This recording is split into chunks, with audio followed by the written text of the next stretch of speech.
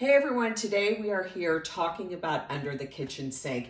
And the reason why this is so important, because everybody's sink area is different. The plumbing is plumbed different. Some people have extra supplies, as you can see underneath a hot water tank. So I'm here to show you different options with some of my iDesign favorites.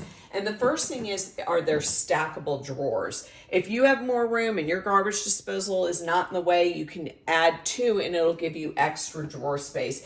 These are also from iDesign, and I love these because you can just fit little items in here, and it's so easy to grab and use for the dishwasher. Of course, if you have small children, this would not be an option, but my kids are grown up.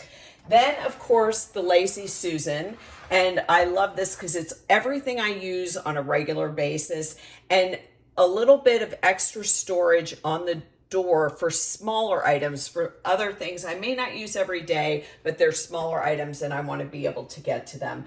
I just love keeping, whether it's under a laundry sink, a bathroom sink, a kitchen sink, neat and organized. It just makes life so much easier.